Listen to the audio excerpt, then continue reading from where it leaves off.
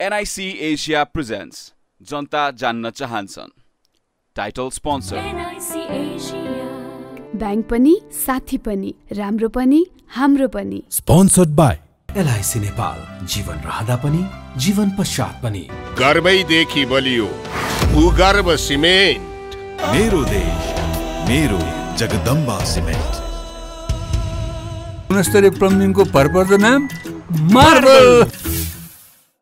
म पनि आजै नेपाल टेलिकमको एन्टी फाइबर सेवा लिन्छु। नेपाल टेलिकम राष्ट्रको सञ्चार। रेड ब्लू इनर्जी ड्रिंक सर्वत्र बजारमा उपलब्ध छ। राष्ट्रको शान किसान। लिकेजको no tension. Pinnacle academy Lagankhel Lalitpur 25 years of excellence। KB Sam डुबाल ब्रान्ड हाम्रो सामान हाम्रै स्वाभिमान। Learning Realm International LRI School Kalanki Kathmandu।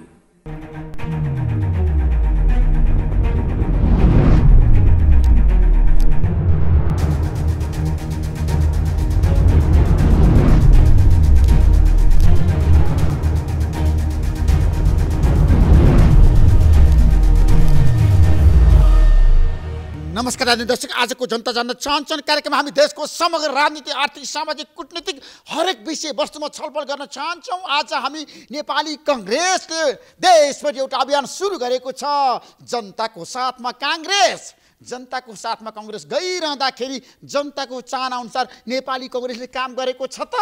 आजको कार्यक्रममा हामी यस बारेमा विशेष रूपमा बहस गर्न चाहन्छौँ। नेपाली कांग्रेस कहाँ चुक्यो? नेपाली कांग्रेसले किन जनताको लागि काम गर्न सकेन? किन विकास गर्न सकेन? किन सम्पन्न नेपाल बनाउन सकेन? कांग्रेसका नेताहरूले भाषण मात्र गरे, किन काम गर्न सकेनन्? आजको कार्यक्रममा हामी यस बारेमा विशेष रूपमा बहस गर्न चाहन्छौँ। कांग्रेसले देशभरि नै आफ्नो प्रतिनिधि खटाएको छ र जनताको बीचमा गएर जनताको पीडा, जनताको समस्या र जनता आज के गरिरहेका छन् भनेर उनीहरूको भावना बुझ्न कांग्रेसले सबै निर्वाचन क्षेत्रमा देशभरि 77 जिल्लामै प्रतिनिधि खटाएको छ। अब कांग्रेसले भनेको छ 20 गते भित्र उम्मेदवार सिफारिस गर्न पनि परिपत्र जारी गरेको छ। आज हामी यसबारेमा पनि चर्चा गर्न चाहन्छौँ र आज हामी एमालेको केन्द्रीय समितिको बैठक सुरु भएको छ। एमालेको केन्द्रीय समितिको बैठकले के गर्ला? केपी शर्मा ओलीले आज राजनीति प्रतिवेदन पेश गर्दै एमालेलाई चौतर्फी घेराबन्दीमा पार्ने षड्यन्त्र भएको कुरा बताउनु भएको छ र भन्नुभएको छ त्यसको प्रतिवाद गर्न देशभरि अब कार्यकर्ता जानुपर्छ र आगामी निर्वाचनमा एमालेले जित्नुपर्छ भनेर उहाँले सबै किसिमका विकल्पहरू खुला रहेको पनि बताउनु भएको छ र उहाँले भन्नुभएको छ एमाले 5 दलीय गठबन्धन विरुद्ध सशक्त रूपमा देशभरि एक्लै चुनाव लड्छ, तर स्थानीय तहमा क्षेत्रमा हेरेर आवश्यकता हेरेर त्यहाँको वास्तविकता बुझेर कुनै निर्वाचन क्षेत्रमा तालमेल हुन सक्छ भन्ने केपी शर्मा ओलीको भनाइ छ। एमालेको केन्द्रीय समितिको बैठकमा केपी शर्मा ओलीको राजनीतिक प्रतिवेदनमाथि सातवटै प्रदेशबाट आएका केन्द्रीय सदस्यहरू अथवा प्रदेश प्रमुखहरूले छलफल गरेर अनि प्रतिवेदन बुझाउने र के कुरा समेट्न सकिन्छ, के कुरा ठिक छ, के ठिक छ, अथवा केपी शर्मा ओलीको राजनीतिक प्रतिवेदनमा के कुराहरू सच्याउनु पर्छ भन्ने बारेमा समग्र छलफल गरिसकेपछि मात्रै अनुमोदन गर्ने नेताहरूले बताएका छन्। आज हामी यसबारेमा पनि चर्चा गर्न चाहन्छौँ र आज हामी 5 दलीय गठबन्धनको सिटको भागभण्डा महाभारत सकस 5 दललाई गाह्रो छ यसपटक। कुन दललाई कति सिटको कुरा गर्दाखेरि 165 सिटमा अहिले मोटामोटी बाहिर आएको छ। 5 दलले दाबी गरेको सिटको कुरा गर्ने हो भने 233 सिट छ। अब भन्नुहोस्, जनता जान्न चाहन्छन् कांग्रेसले कसरी मिलाउला? 100 सिटमा कांग्रेस कुनै पनि हालतमा टसमस नहुने नेताहरूले बताइरहँदाखेरि अब सहमतिको मिलनबिन्दु के हुन्छ? माओवादी केन्द्रले जसरी भए पनि हामीलाई 60 सिट चाहिन्छ भनेर भनिरहँदाखेरि मिलनबिन्दु सहमतिको सूत्र के हुन सक्छ? नेपाल कम्युनिस्ट पार्टी एकीकृत समाजवादीले 40 सिटको दाबी गरिरहेछ, दिन सकिन्छ? माधव नेपालले भन्नुभएको छ हामीलाई चाहिन्छ 40 सिट। अनि के हुन्छ अवस्था? जसपाले भनेको छ उपेन्द्र यादवले 30 सिट। अब कसरी सहमति हुन्छ? राष्ट्रिय जनमोर्चाले 3 सिटको कुरा गरेको छ। यस्तो छ अवस्था पिक्चर। आज छलफल भयो तर निष्कर्ष निस्कन सकेन। कार्यदलले अब प्रदेशको सिटको बाँडफाँड पनि आजबाट सुरु गरेको छ। प्रदेशमा कुन दललाई कति सिट भन्ने बारेमा आजबाट गृह कार्यदलमा सुरु भएको छ। हामी यस बारेमा धेरै चर्चा गर्न चाहँदैनौँ। आज हामी बालेन शाहको कुरा गर्न चाहन्छौँ। बालेन शाह काठमाडौँवासीको सपना छ। काठमाडौँ महानगरपालिकाले एउटा राम्रो उम्मेदवार यसपटक जिताएर पठाएको छ। बालेन शाहले हिम्मत गर्नै पर्छ। बालेन शाहले कम्मर कस्नै पर्छ, व्यथिति अन्त्य गर्नै पर्छ र सरकारी जग्गा कब्जा गरेर राज गर्नेहरूलाई बालेन शाहले पाता कस्नै पर्छ र काठमाडौँलाई व्यवस्थित बनाउनै पर्छ। बालेन शाहले काठमाडौँको ट्राफिक जामलाई अन्त्य गर्नै पर्छ। अवैध संरचनामा घर बनाउनेहरू, टरा बनाउनेहरूलाई बालेन शाहले ठोक्नै पर्छ। हामी बालेन शाहलाई समर्थन गर्न चाहन्छौँ। जसले राम्रो काम गर्छ हामी काम गर्नेलाई समर्थन गर्न चाहन्छौँ। काठमाडौँलाई हराभरा, सुन्दर र सबैको लागि अनुकरणीय उदाहरणीय सहर बनाउन चाहन्छौँ। हामी स्वच्छ हरभरा सफा सुग्घर सहर बनाउन चाहन्छौँ। ट्राफिक जाम होइन, घन्टौँ ट्राफिक जामको कारणले गर्दाखेरि जनताहरू ठुलो समस्यामा परेका छन्, पीडामा परेका छन्। त्यसलाई समाधान गर्नै पर्छ। आज बालेन शाहले राजधानी विभागमा गएर त्यहाँ पनि पार्किङको व्यवस्था गर्नुभएको छ, अन्डरग्राउन्ड पार्किङको व्यवस्था गर्नुभएको छ। त्यो आजको आवश्यकता हो। हामी यस्तो अभियानलाई जहिले पनि समर्थन गर्न चाहन्छौँ। र आज हामी प्रचण्डको कुरा गर्न चाहन्छौँ। प्रचण्ड धरानमा पुग्नुभयो। उपमहानगरपालिकाका मेयर हर्क साम्पाङ राईलाई प्रचण्डले पनि समर्थन गर्नुभयो र भन्नुभयो कम्युनिस्ट पार्टीले गर्नुपर्ने काम, कम्युनिस्टका नेताहरूले गर्नुपर्ने काम, माओवादीले गर्नुपर्ने काम त हर्कजीले गर्नुभयो भनेर खुलेर प्रशंसा गर्नुभएको छ। म हर्कजीलाई पनि समर्थन गर्न चाहन्छु। हर्कजीले पनि धरानमा राम्रो काम गर्नुभएको छ। जनताको प्रिय बन्नुभएको छ। यस्तै जनताका प्रतिनिधि आगामी निर्वाचनमा जितेर आउनुपर्छ देशभरिबाट। दलहरूले अब आफूलाई सुधार्नै पर्छ र दलीय व्यवस्थामा दलको विकल्प छैन, तर नेताको विकल्प जनताले खोज्नेछ। म केही समयको विश्राम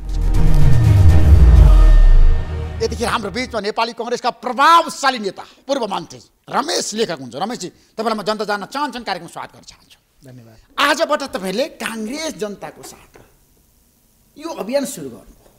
किन कङ्ग्रेस जनताको साथमा छैन र अहिले? होइन, काङ्ग्रेस जनताकै साथमा छ। अब हामी निर्वाचन फेस गर्न जाँदैछौँ। त्यसो भएको हुनाले हाम्रा सबै पार्टीका इकाइहरू, सबै नेताहरू, सबै सदस्यहरूलाई क्रियाशील पार्नका लागि योभन्दा पहिला हामीले स्थानीय निर्वाचनभन्दा पहिला घर घर जाऊ काङ्ग्रेस जिताऊ भन्ने अभियान गरेका थियौँ। त्यो बेला पनि हामी काङ्ग्रेस जनताकै साथमा थियौँ। त्योभन्दा पहिला पनि थियौँ, पछि पनि छौँ र अहिले पनि हामी अब अर्को निर्वाचनलाई केन्द्रित गरेर जनताको साथमा भन्ने एउटा स्लोगनका साथ गइरहेको छ। होइन, यो स्लोगनले कङ्ग्रेसले छ नि जनताको मन जित्न सक्छ रमेश लेखकजी? जनता त रोएका छन्, तपाईँहरूसँग रुष्ट छन्। अब हेर्नुहोस्, जनताको चाहिँ के भने यो सरकारमा भएको पार्टीसँग चाहिँ त जनताका अपेक्षा अनुसार कहीँनिर काम नभए हुन्छ। त्यसकारण थोरै के असन्तुष्टिहरूको अभिव्यक्ति हुन्छ, त्यो सत्य हो। तर आधारभूत रूपले काङ्ग्रेससँग रुष्ट हुनुपर्ने त्यस्तो ठुलो कारण केही पनि छैन र जनता प्रकारान्तरले काङ्ग्रेसकै पक्षमा हुन्छ, कङ्ग्रेसकै पक्षमा जनता हुन्छन्। अनि तपाईँहरू किन 5 दलीय गठबन्धन बनाएर चुनावमा जाँदै हुन्छ? एक्लै चुनावमा किन जान सक्नु भएन? अनि यसको पछाडि दुईवटा कुरा छ ऋषिजी, म तपाईँलाई आग्रह गर्न चाहन्छु। पहिलो कुरा त के छ भने यो जुन निर्वाचन छ र यो निर्वाचनमा जुन सिटको तालमेल भइरहेछ, गठबन्धन भइरहेछ, यसलाई खालि निर्वाचनको हार र जितसँग मात्रै जोडेर हेर्नुहुन्न भन्ने मलाई लाग्छ।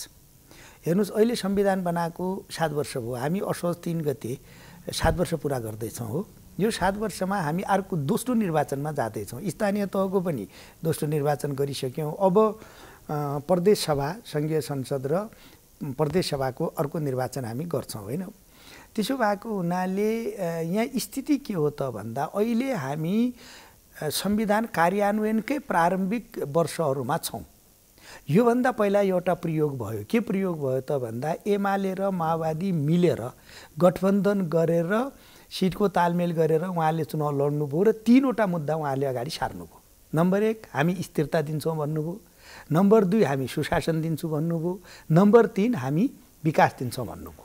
तर भयो के त भन्दा यो 3वटै मुद्दामा त्यो गठबन्धन असफल भयो। तर तपाईहरुले पनि शेरबहादुर देउवाले 1 वर्षमा के गर्नु? म आउँदैछु त्यसमा, म आउँछु त्यसमा। विकास गर्न सक्नु, भ्रष्टाचार गर्न सक्नु। त्यसमा आउँछु। अहिलेको हाम्रो विषयवस्तु भनेको निर्वाचनमा गठबन्धनको विषय हो र त्यसकारण उहाँहरू त्यसमा असफल हुनुभयो तीनटै कुरामा। केमा? न स्थिरता दिन सक्नुभयो, न सुशासन दिन सक्नुभयो, न विकास दिन सक्नुभयो। बरु आफ्नै पार्टी चाहिँ त विभाजन गरेर 3टा पार्टी बनाउनु भयो, संविधान भत्काउनु भयो, प्रतिनिधि सभा पटक पटक विघटन गर्नुभयो, मुलुकलाई अस्थिरतातर्फ लिएर जानुभयो। त्यसकारण अहिलेको गठबन्धनको मूल भाव भनेको, अहिलेको गठबन्धनको मूल उद्देश्य भनेको आगामी 5 वर्ष मुलुकलाई स्थिरता दिने, सुशासन दिने र विकास दिने विषयमा केन्द्रित हुनुपर्छ। त्यसका लागि हामी एक ठाउँमा उभिराखेका हौँ। त्यसकारण यसलाई निर्वाचन जित्ने हार्ने, एक्लै लड्ने, जोडिएर लड्ने कांग्रेसको एउटा रणनीति छ नि त। यस पटकको निर्वाचनमा जसरी हुन्छ ठुलो पार्टी बन्ने पार्लियामेन्टमा सकेसम्म बहुमत ल्याउनु भयो। तपाईँहरूले भन्नुभएको छ नि केन्द्रीय समितिको बैठकमा, त्यो असम्भव कुरा गरिरहनु भएको छ। र 5 दलीय गठबन्धनमा आज तपाईँहरू जसरी गइरहनु भएको छ, सिटको भाग भन्दामा त्यहाँ माओवादी छ। धेरै सकस छ, कठिन छ यो यात्रा। रमेश लेखकजी, तपाईँ त बौद्धिक व्यक्तित्व नेपाली कांग्रेसको, मलाई बताउनुहोस् त मापदण्ड के, कसरी सिटमा कुरा मिल्छ? यात्रा कठिन छ, तर यो यात्रामा जानै पर्नेछ। त्यसकारण जतिसुकै कठिन भए पनि, जतिसुकै कष्टकर भए पनि, जतिसुकै अप्ठ्यारो जटिलता भए पनि यो यात्रामा कांग्रेस अगाडि बढिसक्यो। यसको विकल्प छैन। कांग्रेस एक्लै चुनावमा गएर जनताको बेचमा छ नि, आफ्नो मत राख्न सक्दैन। मैले अघि नै भनिसकेँ, यो एक्लै जाने, धेरै पार्टीहरू जाने भन्ने कुराका पछाडि खालि निर्वाचन जित्ने र हार्ने मात्रै विषय होइन। मैले भने आगामी हेर्नुहोस्, म एउटा कुरा भन्छु, जसरी हिजो एमाले र माओवादीको गठबन्धन असफल भयो, त्यो प्रयोग असफल भयो, फेरि मुलुकलाई हामीले स्थिरता, सुशासन र विकास दिन सकेनौँ र हामी अर्को जुन प्रयोग गरिराखेका छौँ यो प्रयोगलाई असफल हुन दिनुहुन्न।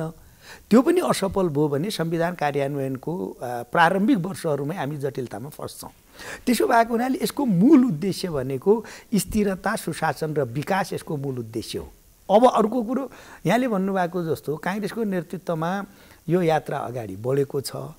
अब तपाईँले भन्नुभएको जस्तो चाहिँ त अब फर्किने ठाउँ छ कि छैन भन्दा फर्किने ठाउँ छैन। कसले प्रचण्डलाई छोड्न सक्दैन, माधवका नेपाललाई धोका दिन सक्दैन। होइन, विषयवस्तु यति अगाडि बढिसकेको छ कि अब यो ठाउँबाट फर्किने सम्भावना मैले देख्दिनँ। अनि कुरा चाहिँ कसरी मिल्छ त फेरि? भागबण्ड कसरी मिल्छ? अब कुरा मिल्ने कुरामा योभन्दा पहिलेका निर्वाचनहरूको जनमतलाई पनि आधार बनाइन्छ। खास गरेर भर्खरै हामीले स्थानीय निर्वाचन सम्पन्न गरेका छौँ। स्थानीय निर्वाचनको जनमतलाई पनि आधार बनाउला। त्योभन्दा पहिला 74 सालमा निर्वाचन भएको छ, त्यसलाई पनि आधार बनाउला। र यो जनमतकै आधारमा सिटहरूको तालमेल चाहिँ त व्यवस्थापन गर्ने कुरा हो। त्यसो भएको हुनाले अब नरम गरम कहीँनिर मिलाउनु पर्ने कुराहरू हुन्छन्, ती मिलेर जान्छ।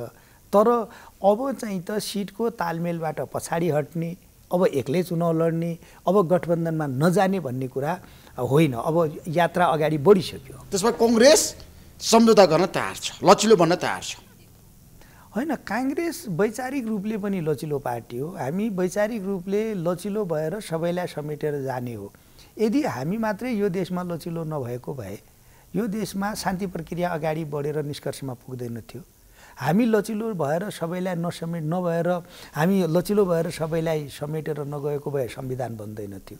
त्यसो भएको हुनाले कांग्रेसको आधारभूत चरित्र भनेकै लचिलो, सबैलाई समेट्ने, सहकार्य, एकता र सहअस्तित्वका साथ अगाडि बढ्ने भाव हुनाले यो पटक पनि कांग्रेस चाहिँ त आफ्नो नेतृत्वमा अघि नै यहाँले भन्नुभएको जस्तो यी दलहरूलाई समेटेर लचिलो भएर अगाडि बढ्छ। अब हिजो जनता जान्न चाहन्छन् कार्यक्रममा एकीकृत समाजवादीका अध्यक्ष माधव नेपालले के भन्नु भन्दाखेरि 4वटा महत्त्वपूर्ण कुरा उठान गर्नुभएको छ।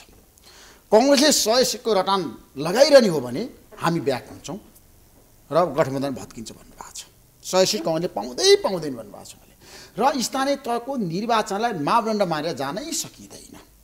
किन भन्दाखेरि स्थानीय तहको निर्वाचनमा त पोखरामा हाम्रो पार्टीको मेयर विजय भयो, हामीले एक ठाउँमा पनि वडा अध्यक्ष जित्न पाएनौँ, उठाउन पाएनौँ। त्यसलाई मापदण्ड मान्ने हो भने हामी मान्दैनौँ। उहाँले एकदम गम्भीर प्रश्न उठान गर्नु। दोस्रो र तेस्रो उहाँले के भन्नुभयो भन्दाखेरि अब हामीलाई 40 सीट चाहिन्छ अनि मात्र सम्झौता गर्न सकिन्छ। तपाईँ के भन्नुहुन्छ? अब पार्टीहरूले आफ्नो दाबी गरिराखेका छन्। अब त्यो दाबी कस्तो भएको छ भने दोब्बर भन्दा पनि बढी भइरहेको छ दाबी त होइन। अब 133 सीट त होइन कि, अब 165 मा 233 सीट त आइसक्यो। अब माधवजी जस्तो वरिष्ठ नेता, सम्मानित नेता, पूर्व प्रधानमन्त्री जीले भन्नुभएको विषयमा मैले कुनै अवांछित टिप्पणी गर्दिनँ। तर कुरा के हो त भन्दा अब पछिल्लो निर्वाचनमा अब उहाँहरू नयाँ पार्टी हुनुहुन्छ, नयाँ निर्वाचनका साथ नयाँ निर्वाचन चिन्हका साथ स्थानीय तहमा जानुभयो। उहाँहरूले जति आशा गर्नुभएको थियो हामीले सहयोग गर्दा गर्दै पनि त्यति राम्रो परिणाम पाउनु भएको छैन। तथापि म के आग्रह गर्न चाहन्छु भने आधारभूत रूपले त केही न केही त मापदण्ड बनाउनु पर्ला। त राजनीतिमा त मापदण्ड के हो त भन्दाखेरि पछिल्लो समयको जनमत के हो त्यसैका आधारमा पार्टीको स्थितिलाई मापन गरिने हो। त्यसो भएको हुनाले मूलभूत आधार तपाईँको गएको निर्वाचन नै हो, तर त्यही मात्रै आधार हुन्छ भन्ने कुरा होइन। अब राजनीतिक दलहरूको चाहिँ त अन्य व्यवस्थापनका विषयहरूलाई पनि हेर्नुपर्छ, राजनीतिक दलका आवश्यकताहरूलाई पनि हेर्नुपर्छ।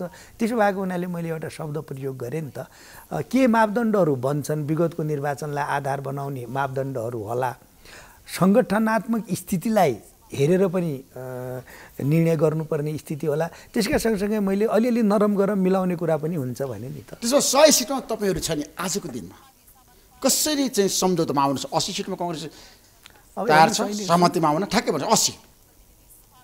अब मैले 100, 80, 90, 95 भनेर अहिले मैले भन्न सक्दिनँ, किनभने वास्तवमा त्यो कार्यदलमा म छन पनि छैन। कार्यदलले छलफल अनि कार्यदलको सदस्य गगन थापाले मसँगै भन्नुभएको जनता जान्न चाहन्छन् कार्यक्रममा 100 सिटभन्दा तलमाथि हुनै सक्दैन, हामी मान्दैनौँ।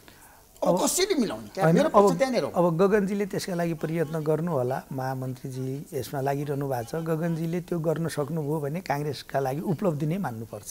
त्यसमा 100 सिट तपाईँहरूको यथावत हो दाबी, त्यसमा तलमाथि हुँदैन सम्झौता गर्दाखेरि? दाबी त 100 सिटको छँदैछ। 100 सिटको दाबी यथावत छ काङ्ग्रेसको अहिलेसम्म त छ। अहिलेसम्म छ। अनि भोलि के हुन्छ? अब छलफल गर्दै जाँदा के तलमाथि हुनसक्छ? तलमाथि हुनसक्छ। 80 सिट पनि काङ्ग्रेस आउन सक्छ। होइन मैले 80, होइन मैले 80, 90 मैले भने नि त 80, 90, 95 को मैले कुरै गरेन। यी अहिले सरकारमा रहेका राजनीतिक दलहरूका बीचमा तालमेल गरेर जाने हो। त्यसका सँगसँगै अरू राजनीतिक दलसँग पनि सहकार्य गरेर जाने कि भन्ने कुरा उठिराखेका बेलामा कङ्ग्रेसले यो यात्राको नेतृत्व गरिराखेका हुनाले कङ्ग्रेसले थोरै लचिलो हुन आवश्यक छ। त्यसो कङ्ग्रेसले आफ्नो भागभण्डालाई छ नि कम बनाएर भए पनि सिट सङ्ख्यालाई कम भएर होइन त्यसमा चाहिँ सम्झौता गर्न तयार छ। होइन, हाम्रो केन्द्रीय समितिले निर्णय गरेको छ काङ्ग्रेसको बहुमत हुने गरी भन्ने निर्णय छ। त्यो त असम्भव कुरा, काङ्ग्रेसले बहुमत ल्याउनै सक्छ। त्यसकारण काङ्ग्रेसको पक्षबाट यो विषयमा काम गरिराख्नु भएको नेताहरूले पार्टीको केन्द्रीय कार्य समितिको मेन्डेटलाई कार्य समितिको निर्णयलाई समेत मध्यनजर गरेर निर्णय गर्नु होला। उहाँले जे निर्णय गर्नुहुन्छ उचित निर्णय गर्नुहुन्छ भन्ने मलाई लागेको छ। होइन, अहिले हेर्नुहोस् न, नेताहरूले दलहरूले स्थिति बुझ्नु पर्दैन, वास्तविकता अध्ययन गर्नु पर्दैन। अब तपाईँहरू 100 सिटको कुरा गर्नुहुन्छ, माओवादी केन्द्र 60 सिटको कुरा गरिरहेछ, एकीकृत समाजवादीले 40 सिटको कुरा गरिरहेछ, उपेन्द्र यादवले 25-30 सिटको कुरा गर्नुभएको छ, जनमोर्चाले 3-5 सिटको कुरा गरेको छ। यो हावादारी कुरा होइन भने किन सत्य तथ्य ल्याउँदैनन् आकलनमा? किन अङ्क गणितमा जान दलहरू फेरि पनि तयार हुँदैनन्? अब हेर्नुहोस् के हो भने यो छलफलका लागि प्रस्ताव गर्ने विषय एउटा हो।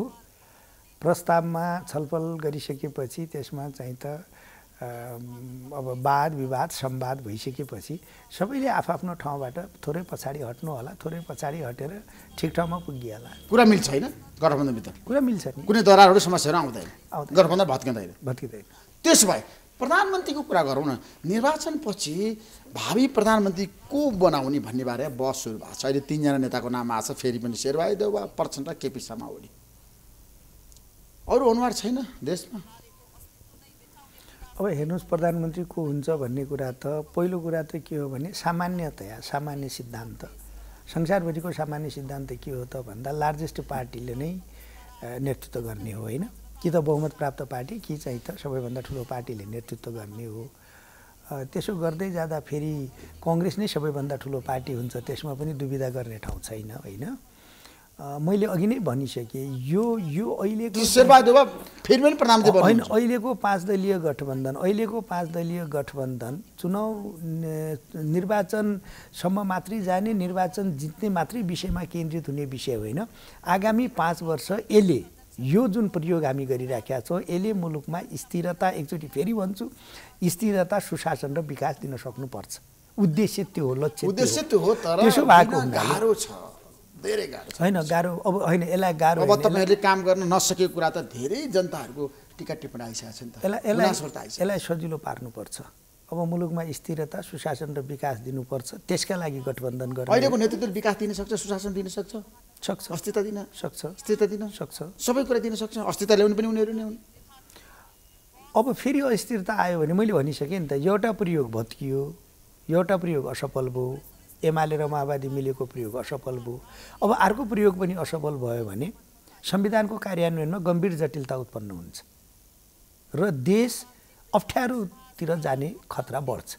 त्यसो भएको हुनाले अब चाहिँ त बन्ने गठबन्धन जुन बन्न गइराखेको छ, यो गठबन्धनले मुलुकलाई स्थिरता दिने, 5 वर्षसम्म सुशासन दिने र मुलुकलाई विकास दिने काममा लाग्नुपर्छ, जानुपर्छ। यसको मूल उद्देश्य त्यो हुनुपर्छ। त्यसका लागि समस्या छैन तपाईँ। त्यसका लागि प्रधानमन्त्री कसलाई बनाउने, मन्त्री परिषद कसरी बनाउने भन्ने कुरा चाहिँ त गौण विषय हो। त्यसका बारेमा छलफल गरेर टुङ्गोमा पुग्न सक्छ। अब कङ्ग्रेसभित्र 60-40 को कुरा छ। शेखर कोइरालाले भन्नुभएको छ आगामी निर्वाचनमा प्रदेश सङ्घको निर्वाचनमा 40% चाहिन्छ।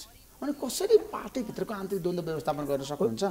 यो एउटा ठुलो चुनौती छ। हेर्नुहोस्, यहाँले ठिक ठाउँमा प्रश्न गर्नुभयो। अब काङ्ग्रेस 165 सिटमा पुरै आफू लड्दा पनि नपुग्ने पार्टी हो। काङ्ग्रेसमा यति ज्यादा नेता छन्, यति ज्यादा आकाङ्क्षी छन्।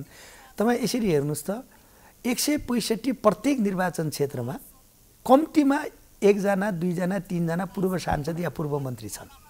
कुनै पनि निर्वाचन क्षेत्र यस्तो छैन होला जसमा पूर्व सांसद या पूर्व मन्त्री नहुन्। त्यसपछि नयाँ चाहिँ त युवा साथीहरूको जमात त्यस्तै ठुलो छ।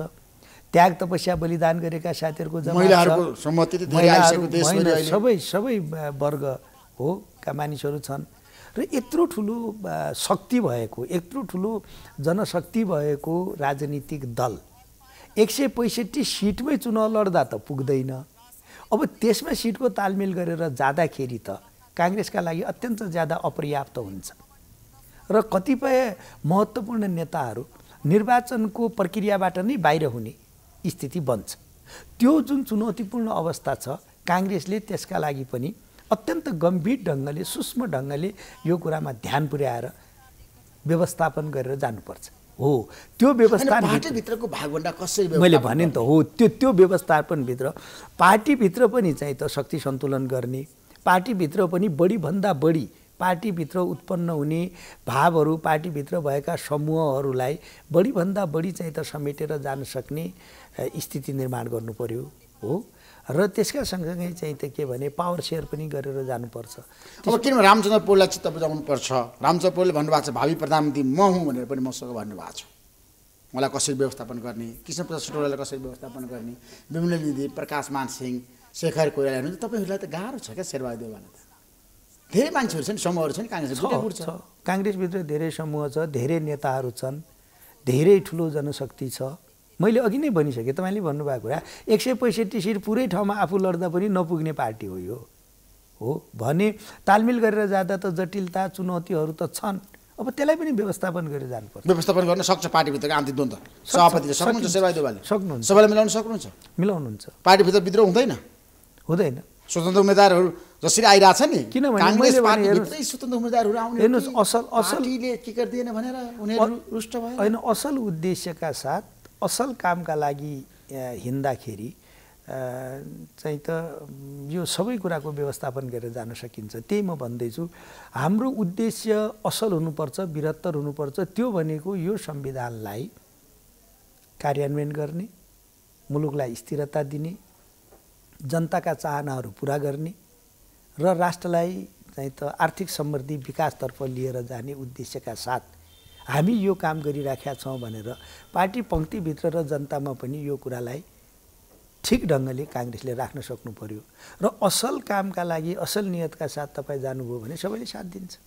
त्यसो भए अहिले नागरिकता विधेयकको बारेमा जसरी बहस जारी छ नि, राष्ट्रपतिले छलफल गर्नुभयो, सैनिक अधिकारीहरूलाई बोलाएर, दलहरू किन रुष्ट भए, कारण के हो? क्या अब हेर्नुहोस्, एउटै घटनाले त हो जस्तो लाग्दैन। अब पहिलो कुरा त के हो भने नेपालको संविधानमा राष्ट्रपतिलाई कार्यकारी अधिकार छैन।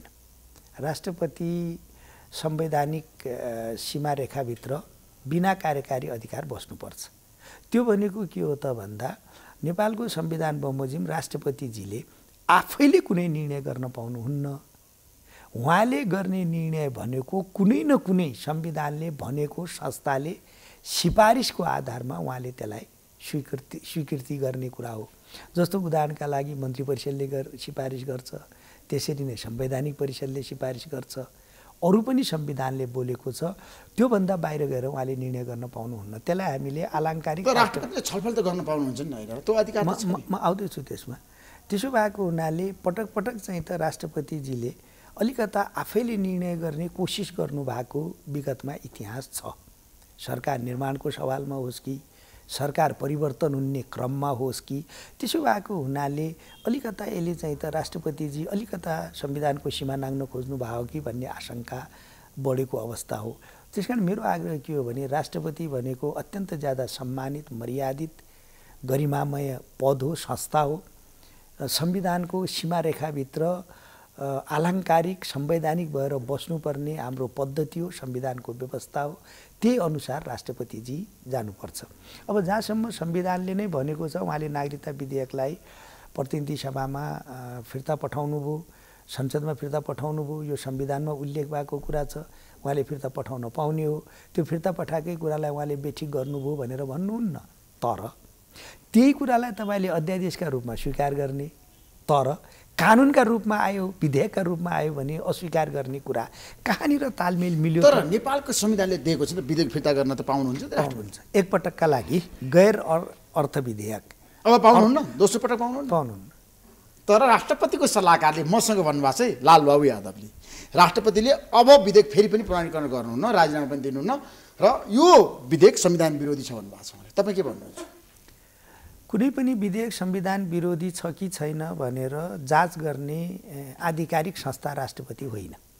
राष्ट्रपतिजीलाई कुनै विधेयक, त्यो पनि अर्थबाहेकको विधेयक फेरि एकचोटि संसदले पुनर्विचार गर्नुपर्छ भन्ने लाग्यो भने उहाँले एकपटकका लागि फर्काउन पाउनुहुन्छ, त्यो फर्काउनु भयो। त्यहाँसम्म ठिक। दोस्रो पटक सक्नुहुन्न। यदि फर्काउनु भयो भने अथवा कानुनी उपचार खोज्नुले अदालत पठाइदिनु भयो? होइन, अब मैले संविधान नै मान्दिनँ, यो संविधान मेरा लागि के हुन्छ? राष्ट्रपतिको भूमिकाले तपाईँले के गर्नुहुन्छ? त्यस्तो राष्ट्रपतिजीले गैर संवैधानिक काम गर्नु होला भन्ने मलाई विश्वास छैन। राष्ट्रपतिले मान्नु भएन। अब सुन्नु न, काल्पनिक कुरा नगरौँ। उहाँले भन्नुभएको छ यो नागरिकता विधेयक राष्ट्रघाती छ, यसलाई म कुनै पनि हालतमा प्रमाणीकरण गर्दिनँ भन्नुभएको छ। अब यदि त्यसो भन्नुभएको छ र तपाईँले सुन्नुभएको छ त्यसो भनेको भने त्यो बेठिक हो। किनभने कुनै पनि कानुन, विधेयक संविधान बमोजिम छ कि छैन भनेर जाँच्ने संस्था राष्ट्रपति होइन है। संविधानमा संविधान विपरीत विधेयक आयो भने फर्काउने भनेर भन्या होइन। कुनै पनि गैर अर्थ विधेयक बाहेकको विधेयक यदि राष्ट्रपतिजीले एकपटक यसलाई फेरि हेर भन्दा उचित हुन्छ भने पुनर्विचारका लागि एकपटक फर्काउन सक्ने हाम्रो संवैधानिक व्यवस्था हो। अब राष्ट्रपतिजीले फेरि फर्काउनु भयो अथवा स्वीकृति गर्नु भएन भने के हुन्छ भन्ने प्रश्न जहाँसम्म छ, त्यसो राष्ट्रपतिजीले गर्नुहुन्न भन्ने मलाई विश्वास छ। गर्नुहुन्न भने तपाईँलाई विश्वास छ। यदि गर्नुभयो भने त्यो संविधान च्यात्ने काम हुन्छ, राष्ट्रपतिबाट संविधान च्यात्ने काम हुन्छ। तर गर्नुहुन्न त्यस्तो उहाँले। तर एमाले पार्टीले भनेको छ, केपी शर्माले भन्नुभयो आज पनि राजनीतिक प्रतिवेदनमा पनि उहाँले उल्लेख गर्नुभएको छ, राष्ट्रपतिको मान मर्दन गर्ने काम तपाईँले गर्नुभएको छ नि त, 5 दलले गठबन्धनले गरेका छन्। यसो छ, अब हेर्नुहोस्, राष्ट्रपतिजीको मान मर्दन गर्ने काम पनि कसैले गर्नुहुन्न र राष्ट्रपतिजीले आफ्नो मान मर्यादा आफै पनि राख्नुपर्छ, त्यो दोहोरो कुरा हो। उहाँले आफूले पनि राख्नुपर्ने हुन्छ। हेर्नुहोस्, कुनै पनि राष्ट्रपतिले, किनभने राष्ट्रपति व्यक्तिको विषय नै होइन। यदि एउटा कुरा कल्पना गर्नुहोस् त, यदि राष्ट्रपति कुनै पार्टीको राजनीतिक एजेन्डामा अथवा कुनै पार्टीको विचारमा अथवा कुनै पार्टीको प्रभावमा परेर मुलुकको राष्ट्रपतिले काम गर्न थाल्ने हो भने अनि त्यो संस्थाको गरिमा, मर्यादा, त्यसको ओज रहन्छ त रहँदैन नि। राष्ट्रपतिका त निश्चित संवैधानिक सीमा छन्, संविधानले बोलेका निश्चित व्यवस्थाहरू छन्, त्यो भित्र बस्ने हो। त्यसो भएको हुनाले मैले यहाँलाई भनिहालेँ, राष्ट्रपतिजीले संविधानको सीमा कुल्चेर अगाडि बढ्नु होला भन्ने विश्वास छैन। त्यसो गर्नुभयो भने त संविधानको नै मानमर्दन हुन्छ। त्यसो भए अब लागौँ एउटा महत्त्वपूर्ण विषयवस्तुतिर। महाभियोगको प्रस्ताव अल्पत्र पर्यो, संसदीय संहिताबाट तपाईँले हटाउन नसक्ने आधारहरू बाहिर आइसक्यो। कङ्ग्रेस जस्तो जिम्मेवार पार्टीले किन यस्तो हल्का फुल्का काम गर्छ मलाई बताउनुहोस् त। अब वास्तवमा मलाई एउटा कुरा व्यक्तिगत रूपले म यहाँलाई आग्रह गरौँ र प्रधान न्यायाधीशको महाभियोगको प्रस्ताव संसदमा प्रस्तुत भइसकेपछि त्यसलाई धेरै ढिलो गर्न हुन्थेन, आवश्यक थिएन। त्यसलाई चाँडोभन्दा चाँडो निष्कर्षमा पुर्याउनु पर्छ। 6 महिना सुतेर बसे नि सभामुखले पनि कुनै कदम चाल्नु भएन। त्यो वास्तवमा त्यो बेठिक कुरा भयो, किनभने जे पनि गर्ने हो। अब संविधानले प्रधान न्यायाधीशका विरुद्ध महाभियोग ल्याउन पाइन्छ, महाभियोग आयो त्यो ठिकै छ, तर त्यो महाभियोगलाई अनिर्णयको अवस्थामा राख्ने कुरा जाति थिएन, ढिलो भयो। तथापि अहिले अब समिति पनि बढिसकेका छ, अब त्यो समितिले काम पनि थालिसकेका छ। त्यसकारण चाँडोभन्दा चाँडो यसलाई निष्कर्षमा पुर्याउनुपर्छ, किनभने अब हामी संसदको आयु नै छैन, कार्यकाल सकिँदैछ, कसरी टुङ्गो लगाउन सक्नुहुन्छ तपाईँ? 2 गते त कार्यकाल सकिन्छ भन्ने नै कुरा उठिराखेका हुनाले अब हाम्रो हातमा जम्मा चाहिँ त 20-22 दिन छ। यो कसरी टुङ्गिन्छ 20-22 दिन भन्नुहोस् त? महाभियोगको प्रस्तावको प्रक्रिया त लामो छ, टुङ्ग्याउनु पर्छ 20 दिनमा टुङ्ग्याउनु पर्छ। अब टुङ्ग्याउनु पर्छ, अब हामीले अलिकता फास्ट ट्र्याकबाट जानु अनि त्यहाँ फास्ट ट्र्याकबाट जानुपर्छ, किनभने अलिकता त्रुटि भएको हो। यसलाई चाहिँ त यति ढिलो गरेर संसदमा चाहिँ त अनिर्णयको अवस्थामा राख्नुहुन्थ्यो। यदि पारित भएन भने के हुन्छ? 2 तिहाई मत पुग्दैन, तपाईँहरूसँग छैन। होइन, पारित भएन भने त फेल हुन्छ नि। फेल भयो चले संविधान फेरि पनि सर्वोच्चमा त्यो त हो त। अनि त कि त महाभियोग पारित हुनु पर्यो, पारित भएन भने उहाँ प्रधान न्यायाधीश बन्नुहुन्छ, पारित भयो भने हट्नुहुन्छ, अर्को प्रधान न्यायाधीश बन्नुहुन्छ, त्यो त स्वाभाविक कुरा हो। रमेशजी, एउटा गम्भीर प्रश्न नेपाली राजनीतिमा। अब तपाईँले धेरै किसिमको चाहिँ अनुभव गर्नुभएको छ। हाम्रो देशमा जनताको लागि काम गर्ने नेता किन जन्मेन? मलाई छातीमा हात राखेर भन्नुहोस् त। अब जनताको लागि विकास गर्ने नेता होइन, जनताको लागि अब जनताका लागि काम गर्ने नेतै जन्मिया छैन भन्ने त होइन, तर वास्तवमा मुलुक हेर्नुहोस्, हामी कस्तो आरोह अवरोहमा, हमेसा यो राजनीतिक आरोह अवरोहमा यसरी चाहिँ त गइराखेका छौँ कि राजनीतिक विषयवस्तुलाई एउटा निष्कर्षमा पुर्याएर एउटा निश्चित पद्धति, एउटा निश्चित व्यवस्था अवलम्बन गरिसकेपछि जुन ढङ्गले आर्थिक सामाजिक रूपान्तरणको सवाललाई अगाडि बढाएर जानुपर्ने थियो, त्यसमा चाहिँ त विभिन्न किसिमले बाधा व्यवधानहरू हुने गरेका छन्। र अहिले पनि हामी यत्रो संविधान बनायौँ, यत्रो चाहिँ त सशस्त्र द्वन्द्वलाई शान्तिमा रूपान्तरण गऱ्यौँ, यत्रो संविधान बनायौँ, अहिले पनि हामी राजनीतिक छलफलमै ज्यादा व्यस्त छौँ। राजनीतिक विषय विकासको बारेमा बहसै हुँदैन हाम्रो देशमा। आर्थिक क्रान्ति सम्पूर्ण नेपाल त्यसकारण मैले भने त अब म त आगामी दिनमा चाहिँ देशभरि जाँदैछु चुनावमा, विकास कसरी गर्ने हो त्यही दिन। सुन्नुहोस्, हेर्नुहोस्, राजनीति भनेकै विकासका लागि हो। यदि राजनीतिलाई विकाससँग जोड्न सकेन भने राजनीति जनतासँग जोडिन सक्दैन। जुन राजनीति जनतासँग जोडिँदैन त्यो व्यवस्था दिगो हुन सक्दैन। त्यसो भएको हुनाले म त एउटा कुरा के भन्न चाहन्छु भने लोकतन्त्रसँग 2टा आधारभूत तत्त्वहरू जोडिएका छन्। एउटा सुशासन एउटा विषय हो, आधारभूत तत्त्व हो लोकतन्त्रलाई दिगो गर्नका लागि भने, अर्को वितरण आवश्यक तत्त्व हो, डेलिभरी। त्योभित्र विकास पनि पर्छ, आर्थिक समृद्धि पर्छ, रोजगारी पर्छ, शिक्षा स्वास्थ्य जस्ता आधारभूत विषयमा जनताको सहज सरल पहुँचको सवाल हुन्छ र जनतालाई चाहिँ त्यो के भने सुविधा प्रदान गर्ने, जनजीविकाको सवाललाई सहज सरल बनाइदिने कुरा चाहिँ त वितरणभित्र पर्छ। अवसरहरूको वितरण हो, सबैलाई चाहिँ त के भने न्यायको वितरण।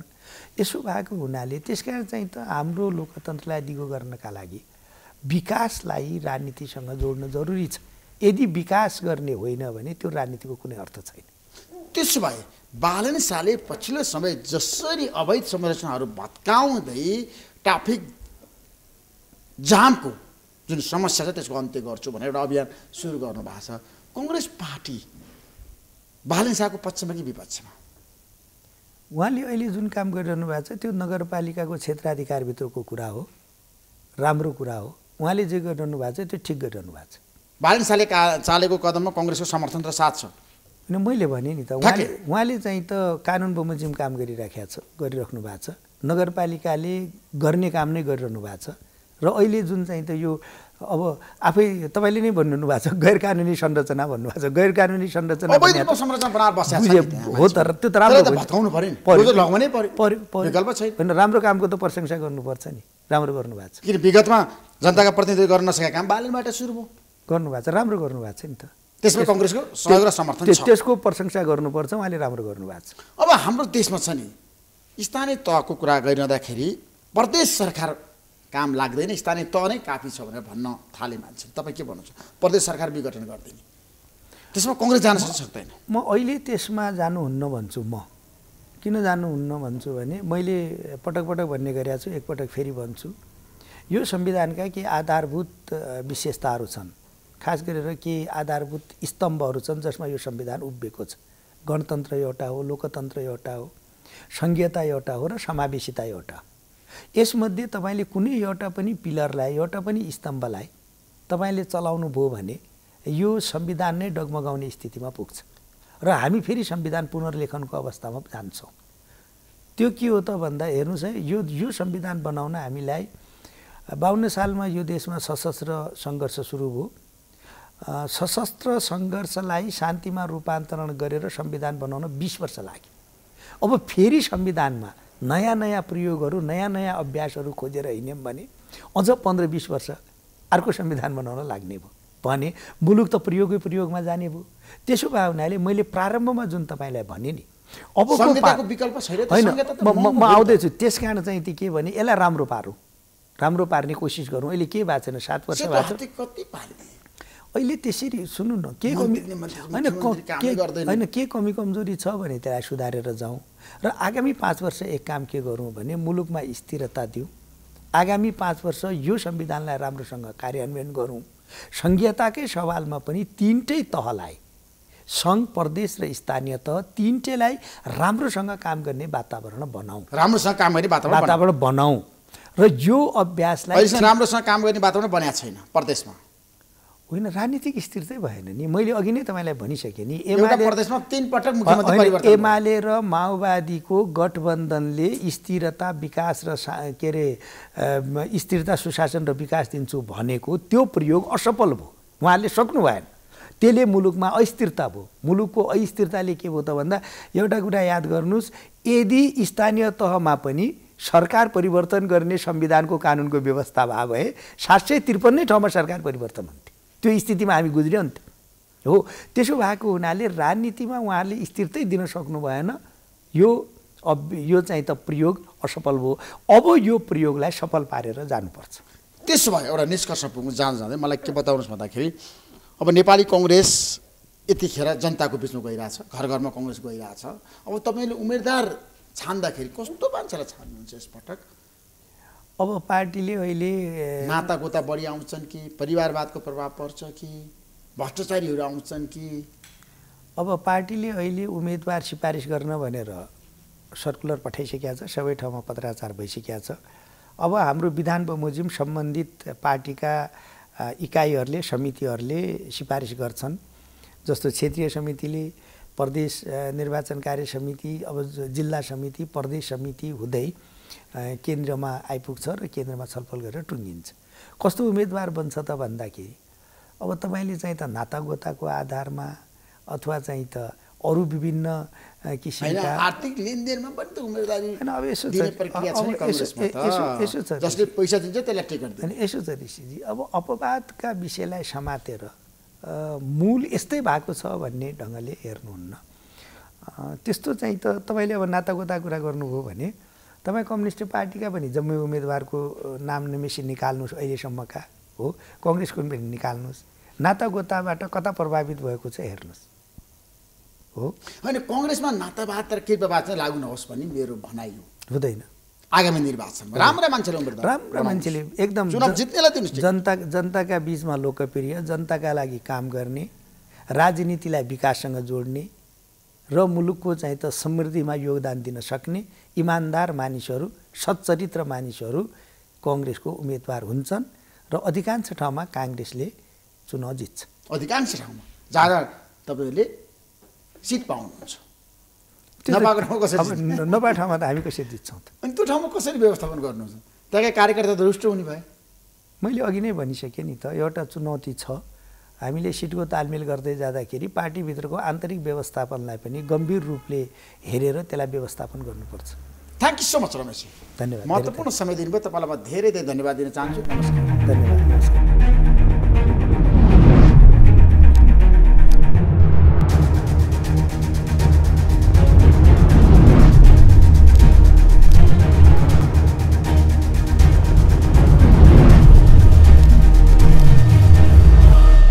NIC Asia presents जनता जान्न चाहन्छन् टाइटल स्पोन्सर